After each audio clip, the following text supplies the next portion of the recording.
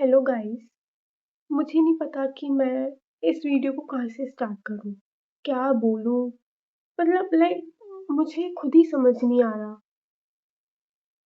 मैं अभी अपने नीट का एग्ज़ाम दे के आई एंड एज़ यूजुअल वो उतना अच्छा नहीं गया जितना मैंने एक्सपेक्ट किया था। I was preparing for this exam since 2020 and it was my 5th attempt.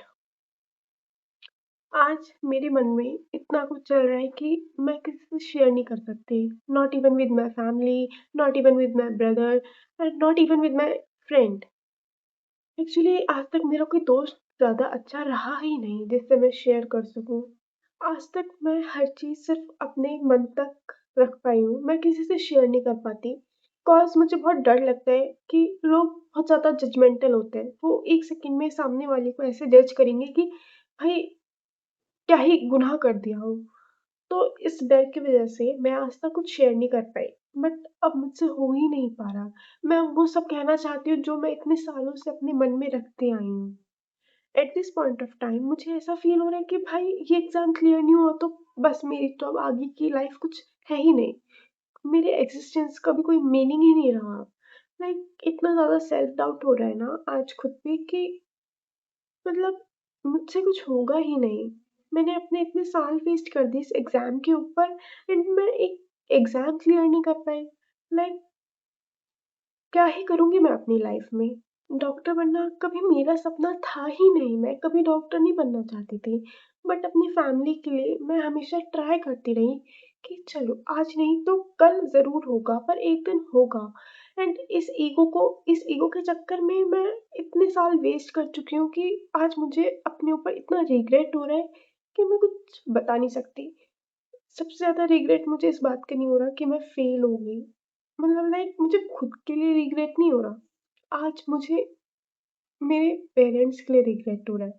Like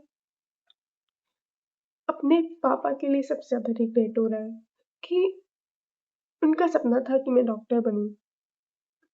वो हमेशा से चाहते थे कि अपनी बेटी को डॉक्टर के रोल में देखें। उनको हमेशा से मुझसे बहुत ज़्यादा एक्सपेक्टेशंस थे कि उनकी बेटी कर लेगी। उन्होंने हमेशा मुझे हर फैसिलिटी प्रोवाइड की। फाइनेंशियली कभी उन्होंने मुझे कोई प्रॉब्लम नहीं होने दी। जो मैंने माँगा मुझे टाइम पे दिया। और आज सबसे ज़्यादा गिल्ट बस इसी चीज़ का है कि मैं उनका ये ड्रीम भी पूरा नहीं कर पाई। उन्होंने जितना मेरे लिए किया, मैं उसका 1% भी उनको दे ही नहीं पाई। बिल्कुल भी बेयर नहीं कर पा रही मैं इस चीज़ को। मुझे फेल होने का रिग्रेट नहीं है बट अपने पेरेंट्स की नज़र में जो एक्सपेक्टेशंस मैंने उन्हें दिलवाई थी कि हाँ, मैं एक दिन ज़रूर डॉक्टर बनूँगी, वो टूट गई। हर बार वो मुझे बोलते थे कि नहीं तू कर लेगी, तू बहुत कैपेबल है, तेरे अंदर बहुत ज़्यादा पोटेंशियल है। बचपन से मैं बहुत ज़्यादा पढ़ाई में अच्छी थी। बट आज मेरे लाइफ़ के 23 साल मुझे ऐसा लग रहा है मैंने कुछ किया ही नहीं अपनी लाइफ़ में। मैं डॉक्टर सिर्फ़ अपने पापा के लिए बनना चाहती थी, क्योंकि उनका सपना था, वो मेडिकल फ़ील्ड में थे। डॉक्टर नहीं थे बट मेडिकल फ़ील्ड में वर्क करते हैं एंड वो हैंडीकैप्ड भी हैं। बचपन में उन्हें पोलियो हो गया था, तो he is not able to walk properly. तो उनकी इस कंडीशन को देख के मैंने अपना ड्रीम छोड़ के डॉक्टर बनने का डिसीज़न लिया था। बट इस टाइम पे मैं बता नहीं सकती कि मुझे क्या फ़ील हो रहा है। मैं उनसे भी कुछ नहीं कह पा रही। वो भले वो भले ही मुझसे कुछ ना कह रहे हो कि क्यों नहीं हुआ, कैसे नहीं हुआ। बट आज जो मुझे इतना गिल्ट हो रहा है ना, ये गिल्ट मुझे आज मार रहा है। इसलिए मैं ये वीडियो बना के अपने अंदर की जो फ्रस्ट्रेशन है, उसको बाहर निकालना चाहती हूँ। आज मैं सब कुछ जो मेरे दिल में था ना, मैं सब कुछ कहना चाहती हूँ। मैं अब इस चीज़ को अपने अंदर रख ही नहीं पा रही हूँ। जब मैं छोटी थी, तो मैं पढ़ने में बहुत अच्छी थी। मेरे भैया स्कूल जाते थे, तो मेरी बुआ उनको वैन तक छोड़ने जाती थी, तो मैं भी उनके साथ जाती थी। तो मैं रोती थी कि भाई नहीं, मुझे स्कूल जाना है, मुझे भी ऐसे स्कूल जाना है। मोस्टली बच्चे रोते हैं स्कूल जाने से, और मैं स्कूल जाने के लिए रोई हूँ। तो मैं हमेशा से पढ़ने में बहुत इंटेलिजेंट थी। बचपन में मेरी बुआ जी ने मुझे पढ़ाया, उन्होंने हर चीज़ का ध्यान रखा।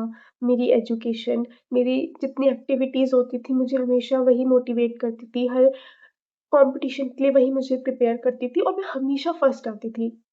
चाहे वो एग्ज़ाम्स हो, चाहे वो करिकुलर एक्टिविटीज़ हो, हर चीज़ में। सेकंड क्लास तक मेरी बुआ जी ने मुझे पढ़ाया, उन्होंने ही मुझे हर चीज़ के लिए प्रिपेयर करा। जब उनकी शादी हो गई, तो मेरे पापा ने मुझे पढ़ाना स्टार्ट करा। 4th क्लास में मेरा जो था वो स्कूल चेंज हो गया था। तो 4th क्लास से लेके 7th क्लास तक मेरे पापा ने मुझे पढ़ाया, एंड साइड बाय साइड मेरा ट्यूशन था, बट घर पे मुझे मेरे पापा पढ़ाते थे।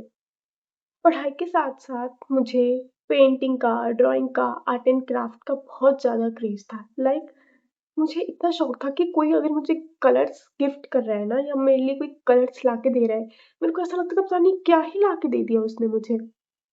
मुझे पेंटिंग के साथ-साथ डांस, सिंगिंग एंड गेम्स का भी बहुत शौक था। मैं बचपन से अदर करिकुलर एक्टिविटीज़ में पार्टिसिपेट करना चाहती थी, बट अनफॉर्च्यूनेटली मैं कभी कर नहीं पाई। मैंने कभी डांस में पार्टिसिपेट नहीं करा, कभी सिंगिंग में नहीं किया, बस एक बार मैंने स्पोर्ट्स में किया था, वो भी घरवालों से छुप के, जब मैं शायद से 7th-8th क्लास में थी। सेकंड क्लास के बाद जब मेरे पापा ने मुझे पढ़ाना स्टार्ट किया, तो बस उनका ये गोल था कि मैं अच्छे से पढ़ जाऊँ, अच्छे से उनका नाम रोशन करूँ, और उस टाइम मेरा भी बस एक ही गोल था कि मुझे अच्छे मार्क्स लाने हैं और अपने पापा-मम्मी को प्राउड फ़ील करवाना है। उस टाइम बस मेरे पापा मुझे ये बोलते थे कि बेटा तुझे डॉक्टर बनना है, तो उस टाइम मुझे ज़्यादा कुछ करियर का पता नहीं था, तो बस मेरा यही था कि हाँ, मुझे डॉक्टर बनना है, और उस टाइम पे बस मुझे ये था कि मुझे हर क्लास में टॉप करना है। उस टाइम ज़्यादा तो इतना अकल नहीं थी मुझे कि भाई करियर होता क्या है, आगे क्या करना है, मुझे कुछ भी नहीं पता था उस उन चीज़ों के बारे में। मैं इतनी ज़्यादा पढ़ाई में अच्छी थी कि जब भी पीटीएम होती थी, टीचर्स मेरी मम्मा से बोलते थे कि आपको तो आने की ज़रूरत ही नहीं है, आपकी बेटी इतनी अच्छी है, आप तो बेवजह परेशान होती है। कुछ बात हुआ करे तो आप कॉल पे ही पूछ लिया करें, बाकी आपको परेशान होने की कोई ज़रूरत नहीं है। एंड एट दिस मोमेंट जब टीचर मेरी मम्मा से ये सब बोलती थी ना दूसरे पेरेंट्स के सामने, तो मुझे इतना प्राउड फ़ील होता था खुद पे कि मैं अपने पेरेंट्स को इतना प्राउड फ़ील करवा पा रही हूँ। तो वो हमेशा मुझसे सैटिस्फाइड थे कि हाँ, उनकी बेटी पढ़ने में इतनी अच्छी है। बट अ, उन्होंने कभी मुझे करिकुलर एक्टिविटीज़ में पार्टिसिपेट नहीं करने दिया, कॉज़ वो यही चाहते थे कि मैं अपनी पढ़ाई पे फ़ोकस करूँ। तो इस वज़ह से मैं कभी भी डांस या अदर एक्टिविटीज़ में कभी पार्टिसिपेट ही नहीं कर पाई। तो मुझे इस चीज़ का कोई उतना उस टाइम गिल्ट नहीं था कि चलो कोई बात नहीं, आगे कर लेंगे। 8th क्लास तक आई स्कोर्ड वेरी वेल। मैं फर्स्ट आ रही हूँ क्लास में, सेकंड आ रही हूँ, या थर्ड से नीचे तो कभी मेरी कोई पोज़ीशन गई नहीं। 100 में से 100 मार्क्स आ रहे हैं। लिटरली जब मैं ये सब सोच रही हूँ ना, तो मुझे ऐसा लग रहा है कि भाई मैं क्या थी और मैं अब क्या हूँ? इतना ज़्यादा सेल्फ डाउट हो चुका है ना मुझ पे कि मैं तो ऐसी नहीं थी, मैं तो इतना अच्छी थी पढ़ने में, अब मुझे पता नहीं क्या हो गया। इतना सब कुछ मेरे दिमाग में चल रहा है ना, मैं किसी से कुछ बोल ही नहीं पा रही हूँ। 7th क्लास के बाद पापा अपने काम में बिज़ी हो गए, फिर वो नहीं पढ़ा पाए, फिर मैंने अपनी पढ़ाई खुद से की। पापा सबसे बोलते थे, मेरे भाइयों से कि कुछ सीख अपनी बहन से, इतना पढ़ रही है, इतना अच्छा रिज़ल्ट लाके दे रही है, तुम क्या कर रहे हो? तो उस टाइम मुझे इतना प्राउड फ़ील होता था कि पापा मेरा एग्ज़ाम्पल देख के समझा रहे हैं दूसरों को कि तुम इसके जैसे बनो। तो आज वो सब चीज़ें मेरे मन में आ रही है ना, तो आज मुझे बहुत हर्ट कर रही हैं वो सब चीज़ें। 10th के प्री बोर्ड्स तक मेरे अच्छे नंबर आए। मैंने अबव 90 ही स्कोर किया था। फिर जब बोर्ड के एग्ज़ाम स्टार्ट होने वाले थे, मुझे इतना गंदा पीसीओडी हुआ कि मेरी हालत ख़राब हो गई। पर जितना मैंने एक्सपेक्ट करा था, मैं उतना तो स्कोर नहीं कर पाई, बट मेरे 85% आए थे, थोड़े ज़्यादा ही थे। तो मेरे पेरेंट्स फिर भी सैटिस्फाइड थे कि चलो कोई बात नहीं, इतनी तबीयत ख़राब होने के बाद भी मैंने इतना अच्छा स्कोर किया। एंड जब रिज़ल्ट के बाद स्ट्रीम चूज़ करने की बारी आई, तो मतलब उस टाइम मेरे दिमाग में ये था कि मुझे ना ऐसी स्ट्रीम चूज़ करनी है जिसमें फाइन आर्ट्स का सब्जेक्ट हो, क्योंकि हमेशा से ना मुझे ड्राइंग, पेंटिंग का बहुत क्रेज़ था। लाइक मैंने सबसे पहले अपने हाथ में ना कलर ही उठाया था, पेंसिल भी नहीं उठाई थी। मैं बचपन से ही ड्राइंग करती आ रही हूँ, तो मुझे बहुत क्रेज़ था। तो मैं चाहती थी कि मैं अपनी ड्राइंग को, अपनी इस हॉबी को ना छोड़ूँ। तो मैंने अपने पापा से बोला कि पापा मुझे आर्ट्स लेने दो, तो पापा ने मुझे मना कर दिया, क्योंकि हमारी सोसाइटी में ना यही है कि जो बच्चे डल होते हैं ना, वही सिर्फ़ कॉमर्स या आर्ट्स लेते हैं, और जो बच्चे इंटेलिजेंट होते हैं, वो साइंस लेते हैं। तो इस चक्कर में पापा ने मुझे बोला कि तू साइंस ले। बट मेरा मन नहीं था, क्योंकि उसमें आर्ट्स का कोई सब्जेक्ट नहीं था। फिर मुझे पता चला कि हम एडिशनल में फाइन आर्ट्स ले सकते हैं। 2 सब्जेक्ट थे, या तो फिज़िकल एजुकेशन ले सकते हैं या फाइन आर्ट्स। तो मैं तो खुश हो गई, मैंने कहा चलो भाई ठीक है, मुझे फाइन आर्ट्स तो मिल ही रहा है, तो मैं साइंस ले लेती हूँ। बट फिर मेरे पापा ने बोला कि तू ना पीसीएमबी ले, क्योंकि फिर आगे चल के तेरे पास दोनों ऑप्शंस रहेंगे। तू जेईई भी कर सकती है और तू मेडिकल की लाइन में भी जा सकती है। तो पहले तो मुझे लगा कि मैं इतना सब पता नहीं मैनेज कर पाऊँगी, नहीं कर पाऊँगी। बट फिर वही था कि मैं पढ़ने में अच्छी थी, तो मैंने सोचा मैं कर लूँगी। तो मैंने ले लिया। एंड टीचर्स ने भी, पहले तो मुझे डाउट हुआ कि भाई 85% पे मुझे पता नहीं पीसीएमबी मिलेगी, नहीं मिलेगी। बट होपफुली मुझे मतलब फर्स्ट राउंड में ही पीसीएमबी मिल गया, एंड सब बहुत खुश भी थे। एंड मेरी लाइफ़ का मेजर डाउनफॉल मेरी 11th क्लास से ही हुआ। जब 11th क्लास स्टार्ट हुई, मेरी तबीयत इतनी खराब हो गई, इतनी खराब हो गई कि मैं पूरे साल के बस 30 दिन स्कूल गई थी। उसके अलावा मैं स्कूल से ज़्यादा हॉस्पिटल्स में एडमिट रही हूँ, ठीक है? बट इस पॉइंट ऑफ टाइम पे जिस चीज़ ने सबसे ज़्यादा मुझे मोटिवेट किया, वो थी मेरी हॉबी, मेरी पेंटिंग, मेरी स्किल्स, मेरी क्रिएटिविटी। लाइक तुम यकीन नहीं मानोगे, जब मैं 9th स्टैंडर्ड में थी, 9th स्टैंडर्ड में हमारे साइंस एग्ज़िबिशन होना स्टार्ट हुए थे, तो मैं उनमें पार्टिसिपेट करती थी। तो लाइक उसमें मॉडल्स या पोस्टर्स बनाने होते थे। यू कांट बिलीव कि पूरे मतलब स्कूल में 9 टू 12th सिर्फ़ मेरा जो पोस्टर था, मतलब पोस्टर को ना मैं कार्टून फॉर्मेट में शो करती थी। तो 9 टू 12th सिर्फ़ स्कूल में से मेरा पोस्टर जो था वो सेलेक्ट होता था, and not even at the school level. मेरा पोस्टर, मेरी creativity zonal level, state level तक गया है। स्कूल में जितने भी आर्ट से रिलेटेड कॉम्पिटिशन्स होते थे ना, तो मैं हमेशा फर्स्ट आती थी। मुझे इतना प्राउड फ़ील होता था। दिवाली के टाइम पे ना कॉम्पिटिशन्स होते थे, हाउस कॉम्पिटिशन्स। तो टीचर हमेशा मुझे रिकमेंड करती थी कि ये हमारे बिहाफ़ में इस कॉम्पिटिशन में पार्ट लेगी। एंड मैं हमेशा 9 टू 12th अपने हाउस को, अपने स्कूल को फर्स्ट पोज़ीशन दिलवाती आई हूँ। तो मुझे उस पॉइंट ऑफ टाइम पे इतना प्राउड फ़ील होता था कि मेरे अंदर यार इतनी क्रिएटिविटी है। मेरे पेरेंट्स मुझे बहुत एप्रिशिएट करते थे इस चीज़ के लिए। सोच नहीं सकते कि मैं कितनी ज़्यादा पैशनेट थी अपनी इस हॉबी के लिए, ठीक है? जब मेरी तबीयत ख़राब हुई, तो बस एक यही चीज़ थी जो मुझे हमेशा मोटिवेट करती थी, और जो मुझे सबसे ज़्यादा करना अच्छा लगता था। मैं मेरा मतलब मेजर ड्रॉबैक 11th में आया। मैं पहली बार फ़ेल अपनी क्लास में, अपने स्कूल में 11th क्लास में हुई थी। मेरे 20 में से 5 मार्क्स आ रहे हैं, 4 मार्क्स आ रहे हैं। बट मेरे पेरेंट्स कुछ नहीं बोलते थे, क्योंकि मेरी तबीयत बहुत ज़्यादा ख़राब थी। बट उस टाइम पे मैं इतना ज़्यादा डिप्रेशन में चली गई, क्योंकि आज तक मैं कभी फ़ेल नहीं हुई थी। एंड पहली बार लाइफ़ में अपने आप को फ़ेल होता देख मुझसे मतलब कंट्रोल ही नहीं हुआ कि भाई मैं फ़ेल हो रही हूँ। मतलब मेरा पूरा 11th ऐसे ही निकल गया, मैं हॉस्पिटल्स में रही। एक टाइम पे मेरी कंडीशन ऐसी आ गई कि डॉक्टर ने बोला कि इनको तो ब्लड डोनेट करना पड़ेगा, एंड मेरे पापा-मम्मी तो पागल हो जाते थे ये सुन के। और उस टाइम पे मैं इतना ज़्यादा मेंटली वीक हो गई, मेरा मेंटल हेल्थ इतना ज़्यादा ख़राब हो गया कि मैं डिप्रेशन में चली गई। डिप्रेशन में जाने से मुझे ट्राइकोटिलोमेनिया हो गया। मेरे जो सर के बाल हैं वो सारे झड़ गए, ठीक है?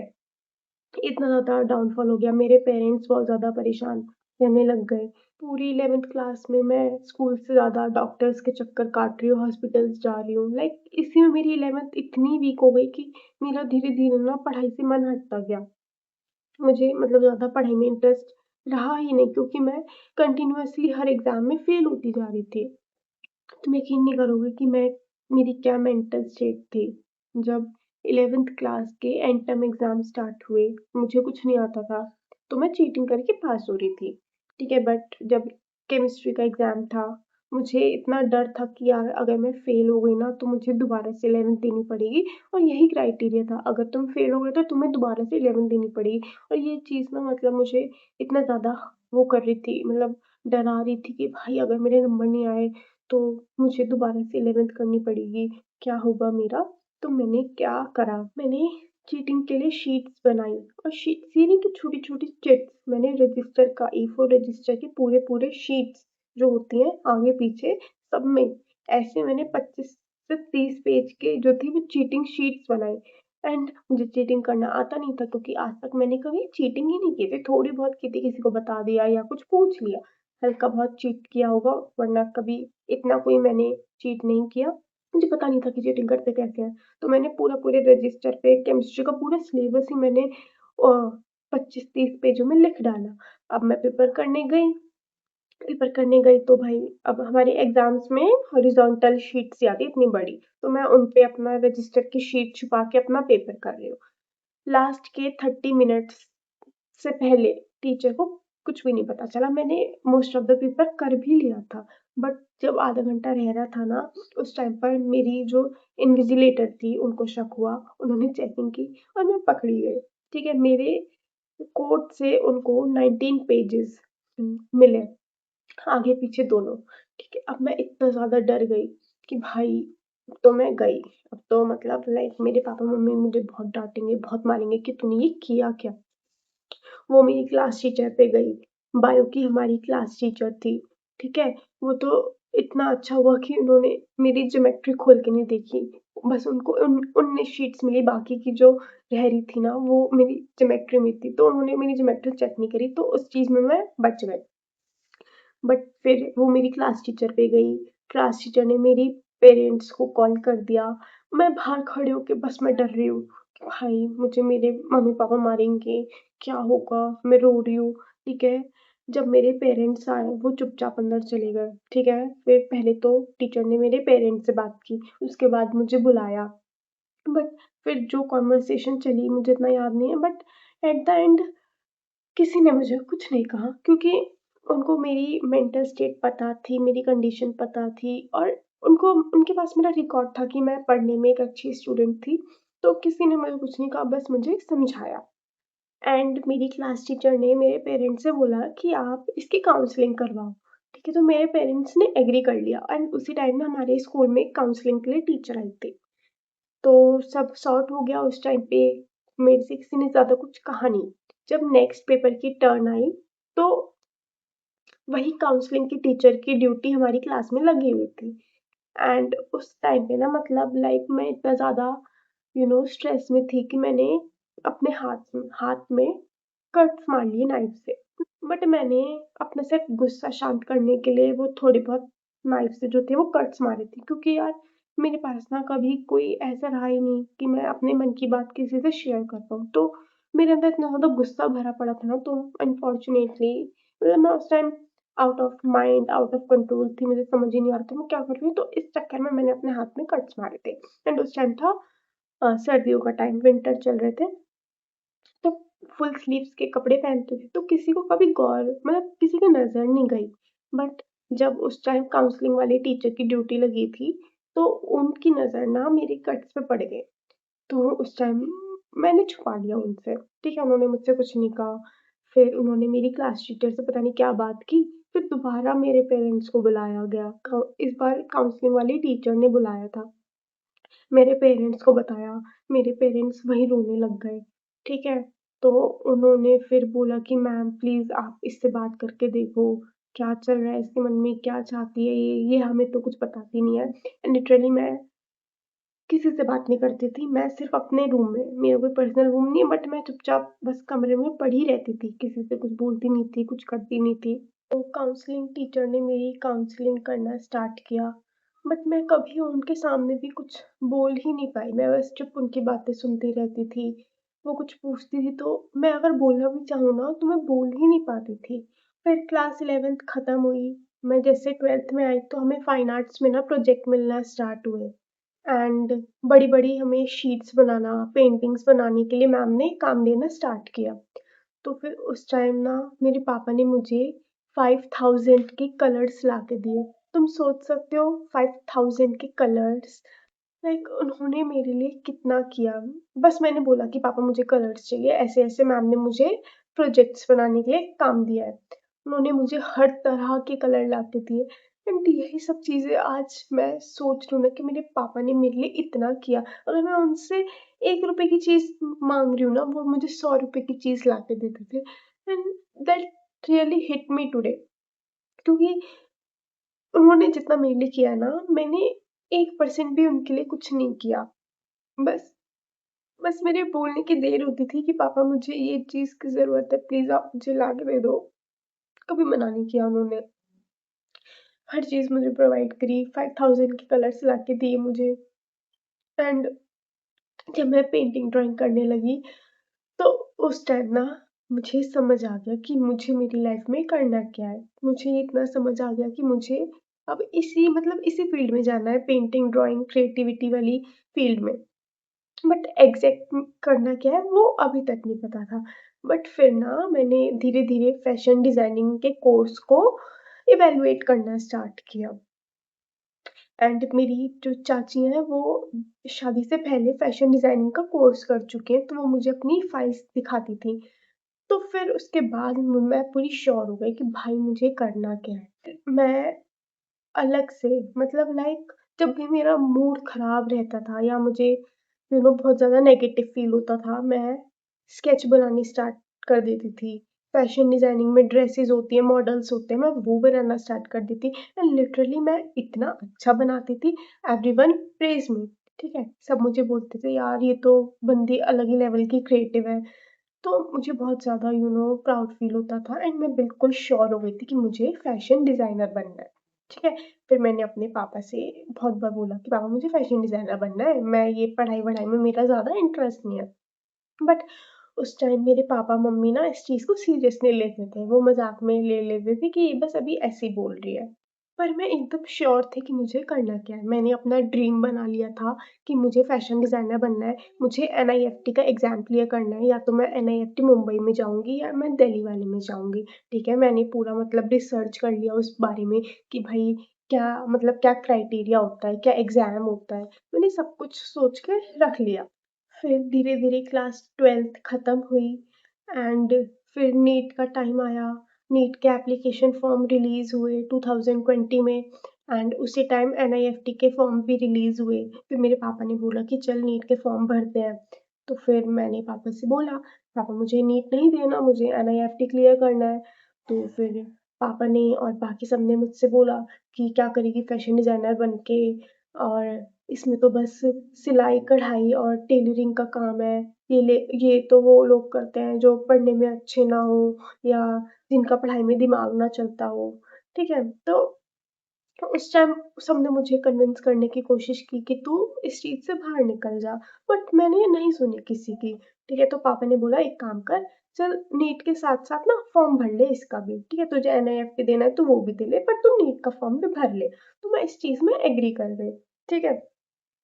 तो हम गए साइबर कैफ़े और जिस दिन हम गए थे उस दिन एनआईएफटी के फॉर्म की लास्ट डेट थी एंड नीट का फॉर्म जनरल कैटेगरी के लिए थोड़ा कॉस्टली होता है और एनआईएफटी का फॉर्म भी अराउंड 2000 था। तो जब पापा ने वहाँ जाके ये बोला कि एक काम कर, अभी ना नीट का भर ले, एनआईएफटी का तू अगले साल भरियो। एंड लिटरली मैं उस टाइम ना मेरा ना यही होता था कि मैं बहस नहीं कर सकती थी। मैं कुछ बोल ही नहीं पाई। वही था कि मैं फिर से अपनी बातें अंदर रख ली। मैं बोल नहीं पाई कुछ, बस पापा ने बोल दिया कि एनईएफटी का मत भर, नीट का भर। घर आ गई नीट का फॉर्म भर के। मैंने सबसे पहले क्या किया, मैं घर आई और मैं वॉशरूम में गई। मैं वॉशरूम में जी भर के रोई हूँ पहले, रो के मैं इतना रोई वॉशरूम में जाके, क्योंकि किसी से कुछ बोल नहीं पाती थी और इतना ज़्यादा रोना आ रहा था, तो मैं वॉशरूम में जाके पहले आधा घंटा रो के आई बाहर। अब मेरी आँखें सूज चुकी थी, ठीक है? स्वेल हो चुकी थी, तो मम्मी-पापा समझ गए। तो मम्मी-पापा ने फिर मुझसे बोला कि यार तू इस बार दे ले नीट, ठीक है? अगली बार ना आई तो फिर अपने मन का कर लियो। ठीक है, बट फिर वही था कि मुझे इस चीज़ से बाहर निकलने में थोड़ा टाइम लगा। फिर मैंने पापा से बोला कि अगर ठीक है देख लो, अगर नहीं हुआ तो फिर मैं अगले साल एनआईएफटी का एग्ज़ाम भरूँगी, तो वो एग्री कर गए। ठीक है, फिर उसी टाइम ना नीट 12th भी खत्म हुई थी, नीट के फॉर्म भी फिल कर दिए थे एंड उसके बाद मैं, मेरी मम्मी और मेरे दोनों भाई नानी के घर चले गए। ठीक है, पापा यहीं थे दिल्ली में, क्योंकि वो मेडिकल फील्ड में है तो उनको छुट्टी ही नहीं मिली। और उसी टाइम ना कोविड स्टार्ट हो गया था, और जिस दिन हम अपनी नानी के घर गए थे उसी शाम लॉकडाउन स्टार्ट हो गया, और हम सब वहीं फंस गए 1 महीने के लिए, और पापा यहाँ दिल्ली में। और उनके मतलब जब सब लोग अपने घर में बंद थे, मेरे पापा हॉस्पिटल जाते थे क्योंकि उनकी तो कोई छुट्टी नहीं थी, उन्हें तो अपना काम करना था।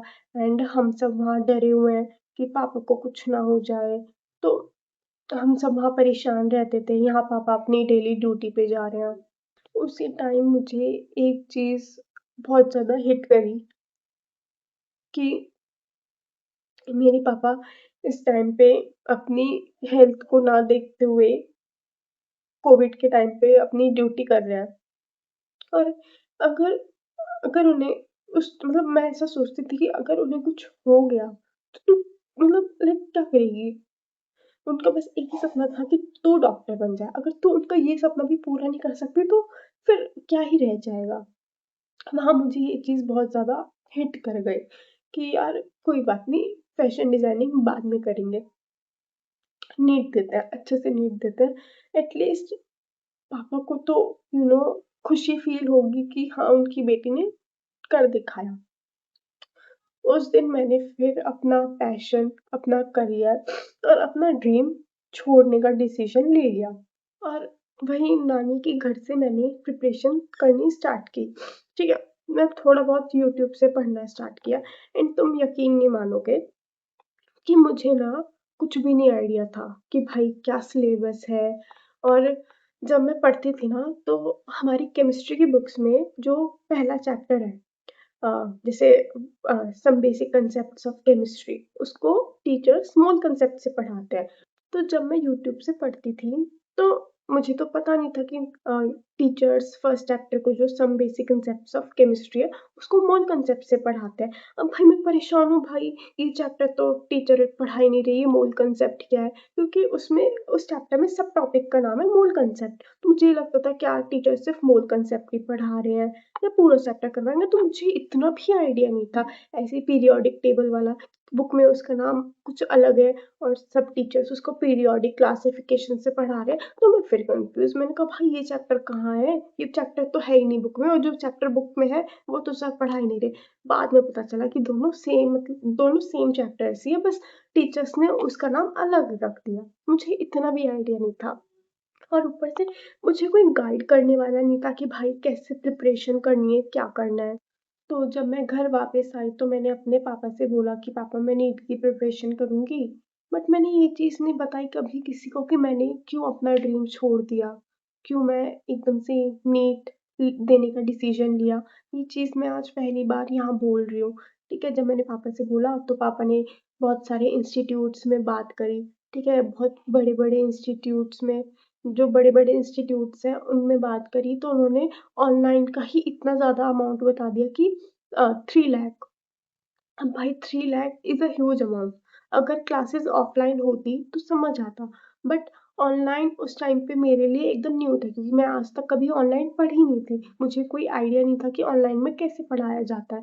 अब एक एक मतलब एक साथ ही 3 लाख अमाउंट देना कोई छोटी बात नहीं थी हमारे लिए। ठीक है, तो मैं मतलब ये मतलब डाउट था कि भाई अगर नहीं आया समझ तो पैसे तो वेस्ट हो जाएँगे, और फिर क्या करूँगी मैं? या फिर उसी टाइम ना अलग सर ने अपना पहला पीडब्ल्यू का बैच लॉन्च किया था जिसमें उन्होंने ही पढ़ाया था। तो मैंने पापा से बोला पापा मैं ये जॉइन कर लेती हूँ, ठीक है? तो पापा ने मुझे वो कोर्स दिलवा दिया। अब भाई अब पढ़ना कैसे है, क्या करना है, क्या-क्या करना है मुझे कुछ पता नहीं, ठीक है? और मैं अपना ड्रीम छोड़ के अब इस फील्ड में आई हूँ तो मुझे उस चीज़ से भी बाहर निकलने में बहुत टाइम लग रहा था।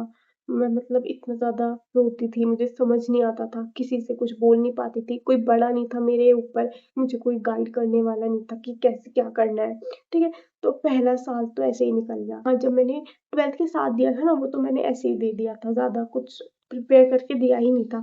फर्स्ट ड्रॉप में मेरा कोई ज़्यादा अच्छा रिस्पॉन्स नहीं रहा। फिर मैंने बोला कि पापा नहीं, एक बार और ट्राई करती हूँ, क्योंकि धीरे-धीरे समझ आ रहा था। फिर उस टाइम मैंने क्या करा, पीडब्ल्यू का नहीं लिया था। फिर मुझे किसी ने सजेस्ट किया था कि अनअकैडमी पे ना ये टीचर्स है कोटा के, बहुत अच्छा पढ़ाता है। उस टाइम पे मेरे पापा ने मुझे 60,000 का ऑनलाइन का अनअकैडमी का बैच दिलवाया था। भाई, पापा की मेहनत, मैं गई थी बैंक, बैंक से मैंने वो पैसे ट्रांसफर करवाए थे अनअकैडमी को। वो अमाउंट देखकर उस टाइम पे मुझे जो फ़ील हो रहा था ना, बस ये लग रहा था कि नहीं भाई, तुझे इस बार क्लियर करना है। मैंने अपना बेस्ट दिया, बट फिर वही, मेरे मार्क्स नहीं आए एंड मैं पूरी टूट चुकी थी। उस टाइम पे मेरे पेरेंट्स ने बोल दिया कि भाई रहने दो, अब नहीं हो रहा तो। मेरे बाबा ने भी मुझे यही बोला कि अब रहने दे, नहीं हो रहा कोई बात नहीं, कुछ और कर लेते हैं। मेरा मन तो नहीं मान रहा था, बट फिर वही है कि सबने बोला कि छोड़ दे, अब मत कर, रहने दे, कॉलेज में एडमिशन ले ले। अब कॉलेज में भी क्या एडमिशन लूँ, सीयूईटी आ गया था उस टाइम और मैंने सीयूईटी के फॉर्म ही फिल नहीं करे थे और यहाँ मेरे घर वाले और मुझे ड्रॉप लेने नहीं दे रहे थे। तो फिर पेरेंट्स ने बोला कोई बात नहीं, प्राइवेट कॉलेज में एडमिशन करवा देते हैं। तो पापा का ये था कि बीएससी नर्सिंग दिलवा देते हैं। ठीक है, फिर ग्रेटर नोएडा में हमने बहुत सारे कॉलेजेस रिसर्च करे, तो मिला एमिटी और गलगोटिया। तो बहुत लोगों से पूछा तो सबने बोला कि एमिटी में मत जाना, गलगोटिया प्रेफर कर लो। फिर मेरे कुछ स्कूल मेट्स थे जो गलगोटिया में उस टाइम बीटेक कर रहे थे, तो मैंने उनसे पूछा कि वहाँ का एनवायरनमेंट और स्टडी कैसी है। तो उन्होंने बोला देख, स्टडी तो हर जगह की एक जैसी होती है और एनवायरनमेंट बाकी कॉलेज से ठीक है, लाइक रैगिंग वगैरह बहुत कम होती है वहाँ। तो फिर मेरे पेरेंट्स ने गलगोटिया यूनिवर्सिटी के लिए हाँ कर दिया। अब हम वहाँ गए, जब हम पहली बार वहाँ एडमिशन के लिए गए तो मेरा ये था कि मैं बीएससी नर्सिंग करूँगी। बट वहाँ जाके ये पता चला कि सीट्स फुल हो चुकी हैं बीएससी नर्सिंग के लिए, क्योंकि वो पहले फ्रेशर वाले स्टूडेंट्स को ले रहे थे और मुझे 2 साल ड्रॉप आउट हो चुका था, तो उन्होंने ये बोला था कि अगर बाय चांस कोई सीट बच जाती है then we will call you, but seat नहीं खाली थी कोई और मैं और ज़्यादा वेट कर नहीं सकती थी। घर आके डिस्कशन किया तो मेरे बाबा और पापा ने मुझे बोला कि तू मैथ्स ले ले। मैंने कहा मैथ्स में अभी 2 साल मुझे मैथ्स छोड़े हुए हो गए, मुझे मैथ्स का कुछ याद नहीं है, मैं केमिस्ट्री या फिजिक्स से बीएससी कर लेती हूँ। बट मेरे दादाजी ने बोला कि मैथ्स की ना लेडीज टीचर नहीं मिलती हैं और लड़कियों के लिए बहुत अच्छा स्कोप है मैथ्स। पापा ने भी यही बोला। भाई, अब उस टाइम पे मेरी कंडीशन ये थी कि मैंने ये सोच लिया कि भाई तुम ले लो, मेरी लाइफ के डिसीजन तुम ही ले लो, मुझे नहीं पता मेरे लिए क्या अच्छा है, तुम देख लो अब। तो फिर वो मेरा बीएससी मैथ्स ऑनर्स में एडमिशन करवाया है। पहले मुझे ये लगा कि चलो ठीक है, जो 11th-12th में पढ़ा थोड़ा उससे ही अपग्रेड वर्जन होगा, ज़्यादा नहीं होगा। तो मैंने भी हाँ भर दिया कि ठीक है भाई, कर लेते हैं, अच्छा ही सोच रहे होंगे जब भी उन्होंने बोला है मैथ्स करने के लिए, तो हो गया एडमिशन फिर। जब मैं गई फर्स्ट सेमेस्टर में 2022 में 2022 अक्टूबर का टाइम था जब मेरी फर्स्ट क्लास थी। फर्स्ट सेमेस्टर में बस 3 सब्जेक्ट्स थे, एक था केमिस्ट्री का, एक था फिजिक्स का और एक ही सब्जेक्ट था सिर्फ मैथ्स का। ठीक है, फर्स्ट सेमेस्टर मेरा बहुत अच्छा गया क्योंकि फिजिक्स केमिस्ट्री था उसमें और वही सब था जो मैं पढ़ के आई हूँ। और मैथ्स में भी बस ये था कि हाँ, थोड़ा था जो मुझे नहीं समझ आ रहा था बट मैंने कर लिया था। तो मेरी फर्स्ट सेमेस्टर में सीजीपीए आई थी 9। ठीक है, तो मैं बहुत खुश थी, पेरेंट्स भी बहुत खुश थे कि चलो अब इसमें तो एटलीस्ट अच्छा कर ही लेगी। सेकंड सेमेस्टर आया, जैसे ही सेकंड सेमेस्टर आया, बस एक सब्जेक्ट फिजिक्स का, एक सब्जेक्ट केमिस्ट्री का, बाकी के 6 सब्जेक्ट मैथ्स के। और भाई, जो मेरी हालत खराब हुई उस सेमेस्टर में, मैं बता नहीं सकती। भाई, मुझे मैथ्स समझ ना आए और एक बंदा भाई कितना ही रट ले मैथ्स में, कोई थ्योरेटिकल तो एग्जाम था नहीं कि हाँ भाई पढ़ के चले गए और जितना समझ आया लिखा और मार्क्स आ गए, क्योंकि मैथ्स में तो भाई बिल्कुल ही अलग यू नो फॉर्मेट था। और वो वाली जो कैलकुलेटिव मैथ्स होती है ना, जो मुझे लग रहा था कि हाँ भाई ट्रिग्नोमेट्री होगी या डिटर्मिनेंट मैट्रिसेस होंगे, हो जाएगा, भाई बिल्कुल अलग मैथ्स चल रही है, मुझे समझ नहीं आ रहा हो क्या रहा है। मैं बस रट के सेकंड सेमेस्टर में भी पास हो गई, हर सब्जेक्ट में रट के पास हो गई। वहां से जब मेरा फर्स्ट ईयर कंप्लीट हुआ, मुझे समझ आ गया कि भाई ये तो मुझसे नहीं होने वाला। फिलहाल बीएससी करके कोई स्कोप नहीं है। ठीक है, मैं इतना समझ चुकी थी उस पॉइंट ऑफ टाइम पे। जैसे ही थर्ड सेमेस्टर आया और थर्ड सेमेस्टर के सब्जेक्ट देख के मेरी हालत खराब हो गई भाई। मतलब फिर वही फिजिक्स केमिस्ट्री के सब्जेक्ट नहीं थे उस टाइम, थर्ड सेमेस्टर में नहीं थे। भाई फिर मुझे ना यही लगा कि तू ना अपनी नीट की प्रिपरेशन कर ले, ये तेरे बस की नहीं है। कुछ समझ नहीं आ रहा कितना रट के पास होगी भाई तू, और रट के पास भी हो जाएगी तो क्या फायदा, जब तुझे रट के ही पास होना है क्या फायदा रह जाएगा तेरी बीएससी करने का। तो मैंने डिसीजन बना लिया कि मैं ना नीट के लिए प्रिपेयर करूंगी। बट उस टाइम तक 2023 का जो नीट था उसके फॉर्म आउट हो चुके थे, तो मैं वो फॉर्म भर ही नहीं पाई। तो मैंने 2023 का नीट दिया ही नहीं था। मैंने प्रिपरेशन स्टार्ट की 2024 के लिए। एंड जब थर्ड सेमेस्टर के एंड टर्म एग्जाम स्टार्ट हुए थे ना, तो मेरी ना तबीयत बहुत ज़्यादा खराब हो गई थी। और उस टाइम ना घर में बहुत ज़्यादा टॉक्सिक एनवायरनमेंट हो चुका था। मैं पहले से ही कुछ नहीं बोल सकती थी, ना बोल पा रही थी। और उस टाइम मेरी तबीयत खराब हो गई थर्ड सेमेस्टर, मतलब मैं बिल्कुल ही नहीं चल पा रही थी, मेरी इतनी ज़्यादा तबीयत खराब हो गई थी। तो मैंने क्या मतलब मुझे ऐसा लगा कि यार कोई बात नहीं, एग्ज़ाम्स छोड़ देती हूँ। मतलब मैंने अपने थर्ड सेम के एंड टाइम एग्ज़ाम्स छोड़ दिए थे। पर ये बात मैंने घर पे नहीं बताई थी क्योंकि मुझे लगा कि बाद में हो जाएँगे, मैं खुद ही दे दूँगी, क्या टेंशन दूँ अपने घरवालों को। और जब मेरी तबीयत ख़राब हुई थी ना, तो उस टाइम पे मेरे पेरेंट्स मुझसे बात नहीं कर रहे थे। तो उस टाइम पे मैंने नहीं बताया कि मैंने मेरे एग्ज़ाम्स छोड़ दिए, बट ये बता दिया था कि मैं नीट के लिए दोबारा से प्रिपेयर करूँगी। ऐसे ही मेरा सेकंड ईयर भी कंप्लीट हुआ, थर्ड, फोर्थ सेमेस्टर मैंने दिए। फोर्थ सेमेस्टर के एग्ज़ाम्स भी मेरे ज़्यादा अच्छे नहीं गए। 2024 के लिए मैंने नीट का एग्ज़ाम दिया, तो उस टाइम इतना ज़्यादा स्कैम हो गया कि कट ऑफ इतनी हाई चली गई, मेरा सिलेक्शन नहीं हुआ। ठीक है, फिर भाई दोबारा से मैंने हिम्मत जुटा के मेहनत करी 2025 के लिए। अपने कॉलेज भी देखना है, मैथ्स वाले सब्जेक्ट्स भी देखने हैं, नीट भी देखना है। इतना ज़्यादा प्रेशर आ गया था मेरे ऊपर कि मैं बता नहीं सकती। एंड स्टिल मेरे पास मेरे साथ कोई नहीं था कि मैं जिससे शेयर कर सकूँ कि भाई मेरे ऊपर क्या बीत रही है। मैं किसी से कुछ बोल ही नहीं पा रही थी, ना तो मैं अपने घर वालों से कुछ बोल पा रही थी। मैं बोलना भी चाहूँ तो वो हर चीज़ को ना, मेरी हर बात को उल्टा ले जा रहे थे। मतलब मेरे घर वालों से मेरी इतनी ज़्यादा मिसकम्युनिकेशन हो जाती थी कि मैंने उनसे बोलना छोड़ दिया। नीट 2025 का टाइम आया, आप सबको तो पता है क्या हुआ। एक पेपर इतना टफ आ गया कि भाई कट ऑफ ही क्लियर नहीं हुई मेरी। अब भाई सिक्स उसी टाइम मेरे फिर सिक्स सेमेस्टर लास्ट सेमेस्टर के एग्जाम्स थे, उसमें आ गए कोडिंग के सब्जेक्ट। कोडिंग भाई मैं एक तरफ मेडिकल प्रिपेयर कर रही हूँ, एक तरफ मैं मैथ्स देख रही हूँ, और एक तरफ आ गए कोडिंग के सब्जेक्ट। मैं मेरी बैक आ गई उन दो सब्जेक्ट्स में। और बैक आने के बाद मैं इतना ज़्यादा डर गई कि मैं कैसे बताऊँ अपने घर पे कि ना तो मेरे से नीट हो पाया और ना ही मेरे से बीएससी हो पाई। लाइक लिटरली लोग ये बोलते हैं कि बीएससी तो बहुत इजी है और इसे तो कोई भी कर सकता है, और फिर अब मैं सबको बताती कि मेरी बीएससी में बैक आ गई, तो सब बहुत जज करते कि बताओ, इससे एक बीएससी भी पास आउट नहीं की गई।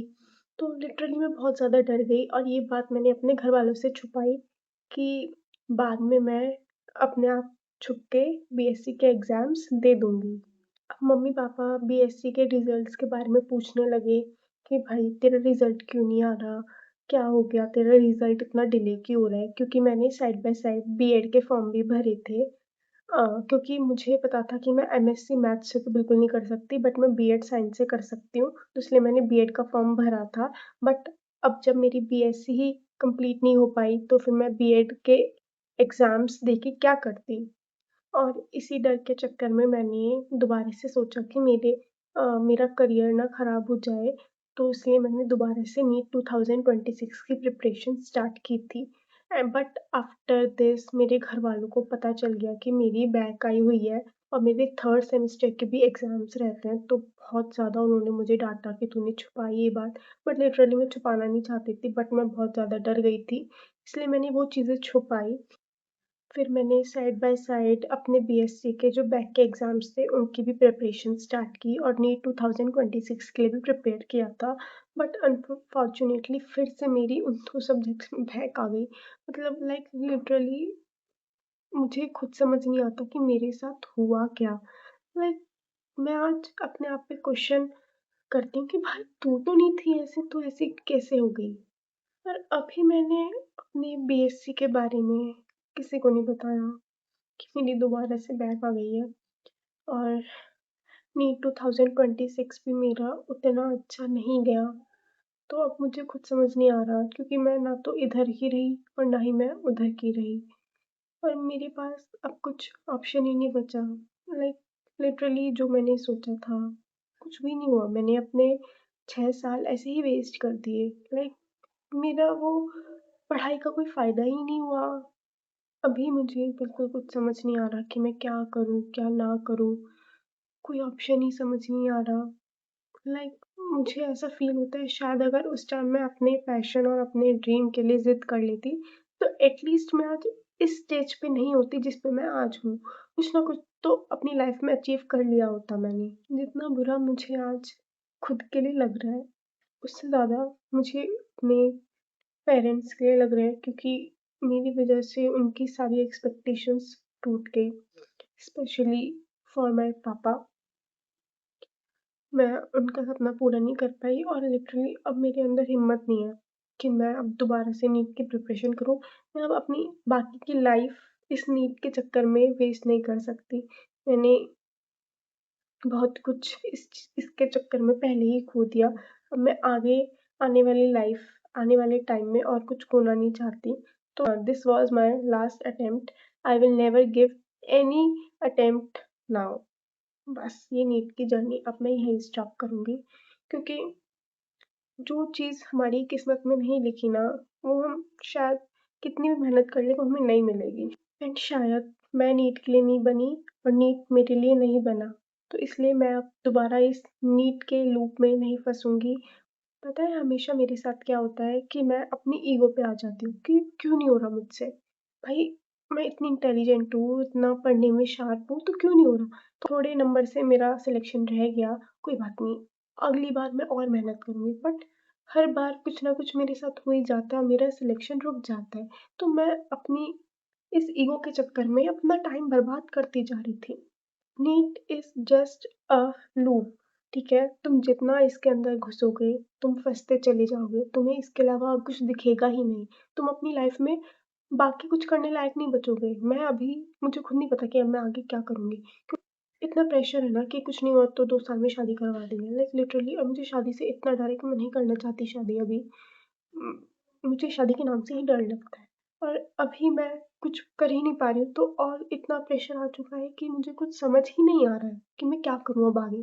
आई नो मेरे जैसे अभी बहुत स्टूडेंट्स होंगे जो इस सिनेरियो में फँसे होंगे, जो इस सिचुएशन को फेस कर रहे होंगे। बट लिटरली प्लीज़ अपना टाइम वेस्ट ना करें एक एग्ज़ाम के चक्कर में। आगे बहुत सारी अपॉर्च्युनिटीज़ आपका वेट कर रही हैं। प्लीज़ उन्हें एक्सप्लोर करिए। मुझे नहीं पता कि अब मैं आगे क्या करूँगी। अभी मैं अपने पेरेंट्स से बात करती हूँ, बट अभी वो मुझसे बात करने की कंडीशन में नहीं है और ना ही मैं उनसे किसी टॉपिक पे बात करने की कंडीशन में हूँ। इसलिए मैं ये सब बातें उनसे शेयर ही नहीं कर पाई और इसलिए मैंने ये सब कैमरे के थ्रू आप सबसे शेयर करने का सोचा। प्लीज़ और जो बच्चे इस एग्ज़ाम के चक्कर में अपनी लाइफ़ को एंड कर रहे हैं, प्लीज़, प्लीज़, प्लीज़ ये सब ना करें। लाइफ़ बहुत बड़ी है, जानती हूँ कि बहुत डिफ़िकल्ट फ़ेज़ है और इससे बाहर आ पाना उससे भी ज़्यादा डिफ़िकल्ट है बट एक एग्ज़ाम क्लियर ना करने से आपकी लाइफ़ डिसाइड नहीं होती, ना ही आपकी वर्थ डिफ़ाइन की जा सकती। You are so much capable. अगर मैं ये मानती हूँ कि अगर मैं इस चीज़ में परफ़ेक्ट नहीं हूँ, तो मैं किसी न किसी में ज़रूर परफ़ेक्ट होंगी।